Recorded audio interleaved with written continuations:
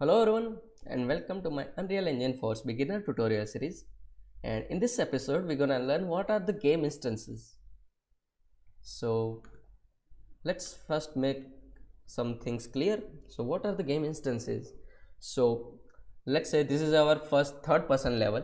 So whenever you open up a new level, the all the blueprints across the Unreal's blueprint, they all gonna spoil as a default one. So let's say if your player's current health is 35 but your player's default health is 100. So if your player is changing level and opening a new level, your health would be returned back to 100, but we don't need that. We want to save our player's health. But why Unreal is doing that, it's spawning a new blueprints, is because the levels are persistent and all the blueprints are not persistent towards your level. So that's why all the blueprints are spawning as a default, as a new. So if you changing a level, your player's current this blueprint and the new blueprint, they both will be different. So the next blueprint will be have the same values, but we don't need that. So that's why we have added a game instance. So let's make a game instance first. So right click on a content browser on your blueprint class. You're gonna see this little arrow of game instance. If you search a game instance, you're gonna find a game instance. Just select it and I'm gonna call it my game instance. So my G instance, it's saved. And let's make a functionality. So double click, open your level blueprint, sorry, your third person character blueprint, and inside you have seen we have made a test event dispatcher and a macros and some functions. We have made this in a previous, but it's not just fine. So let's just make a functionality. So let's say if I hit 4, let's make a variable first. I'm gonna call it a click and I'm gonna call it integer. It compile. So by default the click value is 0. Whenever I hit 4, I want to update this value to +1. So it will gonna increase whenever we hit 4, and after that I just want to print a string, and you can see this little conversion icon. This is just converting integer from a string.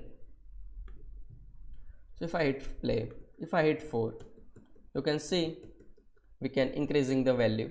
It is now 15. If I hit 4, 16, 17, 18, so it is increasing, it is working, right? But inside your maps, I'm just gonna duplicate this same map and I'm gonna call it a new map. Hit open that up. I'm just gonna save it, and the new map I'm just gonna delete this one so we can find we are changing the maps. So after making the new map, I'm just gonna turn back to our original map, and my character blueprint, I'm just gonna make a new functionality. So hit 5. So whenever I press 5, I want to open a new level. So open a level, and what the level I'm gonna open is new map, the map we just created. So hit compile and save and minimize that. So if I hit 4, you can see we have increasing from 1 to 14. If I hit 5, we have loaded up a new map, and if I hit 4, it will starting back from 1. So why this is happening? So whenever we hit a 4 and we hit a 5 and open a new map, the character blueprint, the third person blueprint, is spawned as a default one. This blueprint is a default one, not the one we have used in previous mode. So that's why it has the default values, but we don't want that. So how are we gonna fix that? So what we want to do, we want to save all the values which are we want to use in our game instance, and we gonna retrieve back whenever we gonna open a new level or add a new level. So how are we gonna do that? So for that, first you have to define that yes, I am gonna using this my instance, this my G instance. So we have to tell our blueprint that I'm gonna use this instance class. So how do you gonna do that? So click on your settings and on your project setting, if you go to your maps and modes, and scroll down a bit, you're gonna find a game instance. Just select to whatever you want to use. I want to use my G instance, the game instance we have just built. And inside that, what we want to do, we want to add a variable that I want to implement, and I'm gonna call it a GI underscore click. What are the GI means game instance, and it makes more sense by doing that. Just close that up by making so. So what we're gonna do, whenever we hit press 5, I want to cast it to my game instance, and the object would be my game instance. So get game instance, and what we want to do, set GI click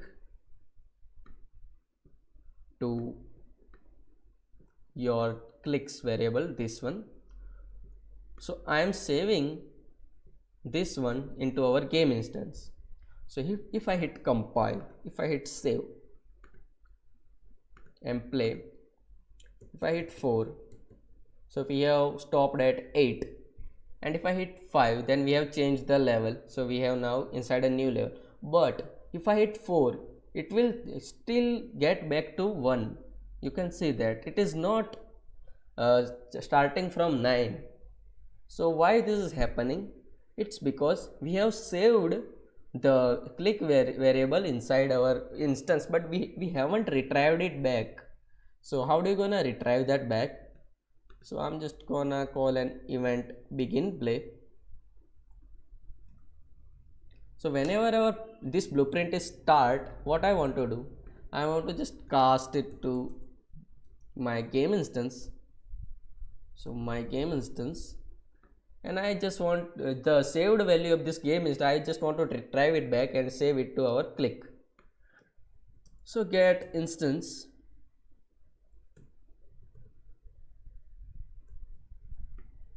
and inside here we have a GI click, and I want to just save it back to our clicks.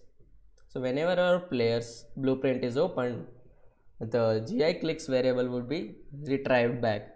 So on the first we have this a 0, but then we have saved it to certain values, and whenever our players is changing the level, the whole blueprint is gonna back to default. So the event begin play will be triggered once again whenever we change the new level. So that's, and whenever this new begin play is event triggered again, we gonna change cast it to our game instance, and the GI clicks, the variable, we gonna whatever the stored variables inside that, we gonna save it to our clicks. So let's test this out.